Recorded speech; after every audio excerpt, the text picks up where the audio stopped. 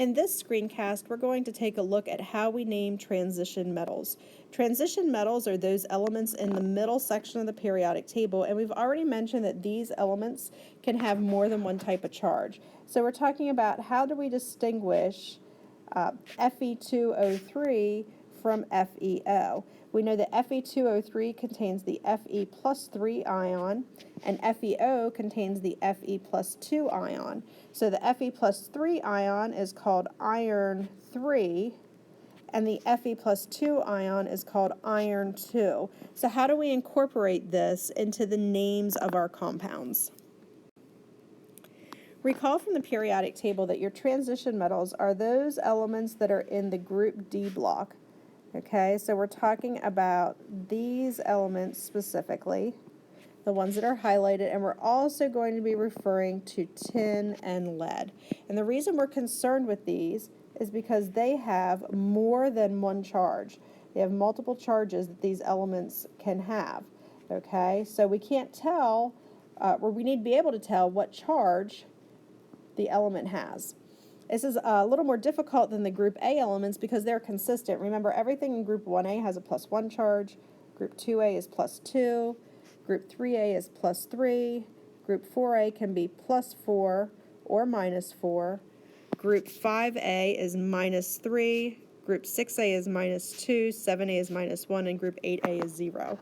So the way we indicate what the charge is by using Roman numerals for the transition metals.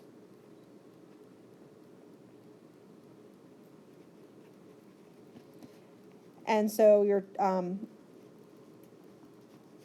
Roman numerals are 1, 2, 3, 4, sometimes we have 5 and 6, but that's what your Roman numerals are going to look like.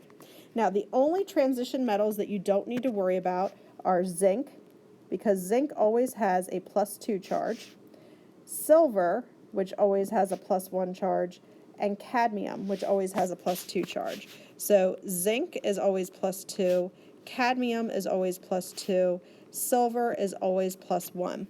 We do not use Roman numerals with these elements because they only have one charge, so we don't need the Roman numeral to tell what charge they are. My question now is, how can I be sure of what the charge is on my transition metal? We're going to use V2O5 as our example. Step number 1 is to find the charge on the non-transition metal element. So find the charge on the other element.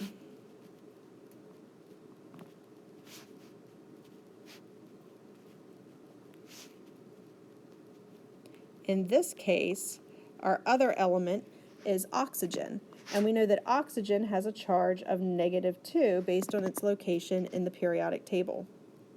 I'm going to take my -2 charge and I'm going to multiply it by the subscript for the oxygen. So that's step 2, is to multiply. 2 times 5 gives me -10. So my total negative charge for this compound is -10.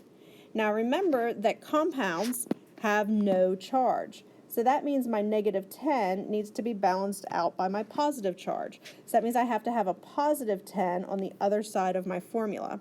So on the right-hand side, I multiply down, and now on the left-hand side, I'm going to divide up. So I'm going to remember that my net charge on my compound is going to be 0. And then I'm going to divide up. So if my net charge is 0, and I have a total of a positive 10 charge, and I divide it by the 2, that gives me a charge on the V of plus 5. So that means that my ion was vanadium 5. So the name for my compound will be vanadium 5 oxide. Here are 2 additional examples. Again, I start by finding the charge on my non-transition metal element. In both cases, that's the oxygen. So the charge on oxygen is -2. Again, I know that from the periodic table. So I multiply down. 2 times 3 gives me a total negative charge of 6. Because my compound has to be neutral, that means I have to have a positive 6 net charge on the left side of my formula. So now I divide up. 6 divided by 2 gives me 3. So the charge on my iron must be +3. So Fe2O3 is called iron 3 oxide. In contrast, if I look at the formula FeO, again, I follow the same steps. I know that oxygen has a -2 charge based on its location on the periodic table. I see no additional subscripts here, but because there's no subscript written, I understand that that means that there's a 1 there. So when I multiply down, I have -2 times 1, which gives me a net charge of -2. Again, my compound has to be neutral, so that means it has to be balanced out with a +2 charge from the metal. And again, even though there's no number written, I know that there's a 1 for the iron, because having the symbol there means that a 1 is understood. So now I'm going to divide up. 2 divided by 1 is a +2. That tells me that my charge on the iron is +2. So FeO is iron 2 oxide. So you want to remember, you have to use your Roman numerals when you're naming your transition metals. And here's a quick double check for you. Your Roman numeral should not exceed 5 or 6. So if your Roman numeral is like 8 or 10 or something like that, you probably did something wrong. 6 is about the highest number you should have for a Roman numeral when you're naming transition metals.